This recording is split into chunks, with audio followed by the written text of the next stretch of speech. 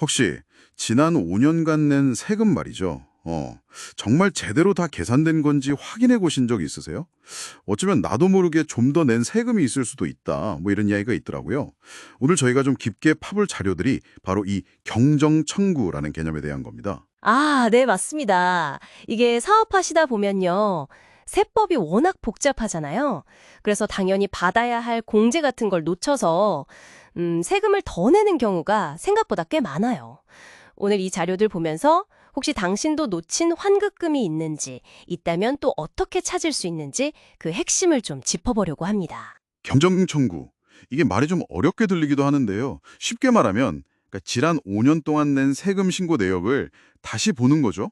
그래서 잘못 냈거나 더 낸 게 있으면 이거 돌려주세요 하고 요청하는 거 맞나요? 네, 정확합니다. 국세기본법에도 딱 명시된 권리고요. 특히 세금 계산할 때 마지막 단계에서 적용하는 세액 공제나 세액 감면 있잖아요. 이게 항목도 너무 많고 조건도 좀 까다로워서 이걸 놓치기가 쉬워요. 아, 소득 자체를 줄이는 거 말고요. 네, 소득 공제 말고요. 내야 할 세금 자체를 직접 깎아주는 세액 공제가 훨씬 유리한데도 이걸 놓치는 거죠.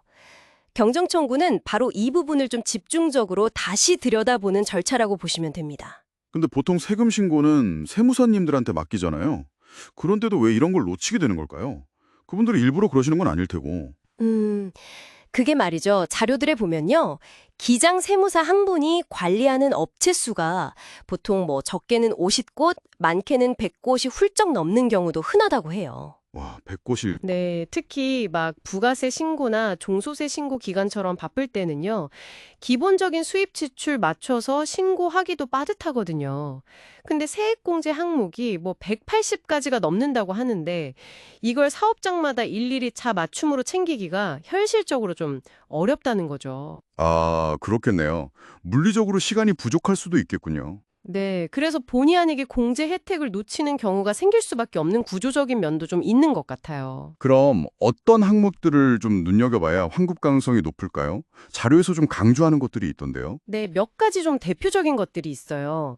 첫 번째가 고용증 대 세액공제인데요. 아, 고용이요? 직원 관련? 네, 직원을 새로 뽑았거나 아니면 작년보다 직원 수가 줄지만 않았어도 해당될 수 있어요. 그러니까 4대 보험 가입 직원이 있다면 이건 꼭 한번 확인해 볼 가치가 아주 높습니다. 오, 이건 정말 많은 사장님들께 해당될 수 있겠네요. 그렇죠. 두 번째는 창업 중소기업 세액 감면이에요. 이게 진짜 좀 놀라운 부분인데 생애 처음으로 창업을 했고 그게 수도권 과밀억제권약 받기라면요.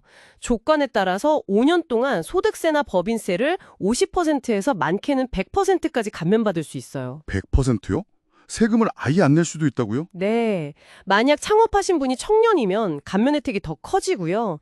근데 정말 이걸 몰라서 이 감면 혜택을 하나도 못 받고 그냥 세금을 다 내는 경우가 엄청 많다고 합니다. 자료 보면요. 와, 5년간 100% 감면이면 정말 큰 돈인데 너무 안타깝네요. 또 뭐가 있을까요? 세 번째로는 통합투자 세액공제를 들 수 있어요. 이건 뭐 사업에 필요한 기계장치나 시설물 같은 거요. 예를 들면 식당 하시는 분들은 키오스크나 테이블 오더 시스템 같은 거 도입하실 때 아, 설비 투자 같은 거네요. 네, 맞아요. 공장에 새로운 기계 설비라든지 이런 투자를 하셨다면 이것도 공제 대상이 될 수 있습니다. 이것도 생각보다 많이 놓치신대요. 듣고 보니까 나도 해당될 수 있겠는데 싶은 분들 계실 것 같아요. 근데 이런 거 신청하면 혹시 세무조사 같은 거 받는 거 아니냐 좀 걱정하시는 분들도 계시더라고요. 괜히 긁어부스럼 만드는 거 아니냐 하고요. 아, 그 부분 자료에서도 그 점을 좀 지적하는데요. 그건 약간 오해일 가능성이 높다고 해요. 오히려 국세청에서는 잠자는 환급금 찾아주기 이런 캠페인도 하고 그러면서 정당하게 찾아가는 걸 권장하고 있어요. 아, 오히려 권장을 한다고요? 네, 법으로 보장된 권리를 행사하는데 불이익을 준다는 건 말이 안 되죠. 국세청 공식 입장도 그렇고요. 오히려 세금 정확하가 신고하고 납부하는 걸 더 장려하는 거죠. 그렇군요. 괜한 걱정일 수도 있겠네요. 그럼 확인하는 절차는 좀 간편한가요? 서류 막 복잡하고 그런 건 아니고요. 아니요, 요즘은 되게 간단해요. 보통 뭐 스마트폰으로 링크나 QR코드 같은 거 통해서요. 간단한 정보 몇 개만 입력하면 예상 환급금이 있는지 없는지 정도는 1차로 바로 확인이 가능해요. 정말요? 그렇게 쉽게? 네, 개인 사업자는 휴대폰 인증만 하면 되고 법인은 PC에서 공인인증서가 필요하긴 한데 그래도 아주 간편하죠. 만약에 확인해 봤는데 환급 가능성이 있습니다. 이렇게 나오면요. 그 다음은 어떻게 진행되나요? 비용이 바로 드나요? 아니요, 일단 가능성이 있다고 나오면 그 다음에 이제 전문 세무법인에서 좀 더 자세하게 들여다보는 거죠. 그래서 실제로 얼마를 환급받을 수 있는지, 근거는 뭔지 이런 걸 다 검토해서 알려줘요. 최종적으로 진행할지 말지는 당연히 당신이 결정하시는 거고요. 결정은 내가 하는 거군요. 그렇죠. 그리고 중요한 게 처음에 비용 부담이 전혀 없다는 거예요. 환급이 실제로 성공했을 때만 그 환급금 중에서 약속된 수수료, 뭐 자료 예시로는 30% 정도인데 그게 국세청에서 세무법인으로 바로 지급되고 나머지, 그러니까 70%가 당신 통장으로 들어오는 방식이에요. 성공 보수 같은 거네요. 환급 받아야만 수수료를 내는? 네, 맞습니다. 그러니까 뭐 믿져야 본전인 셈이죠.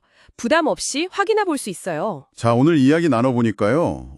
지난 5년간 내가 낸 세금 중에 일부는 사실 돌려받을 수 있는 내 돈일 수도 있겠다, 이런 생각이 드네요.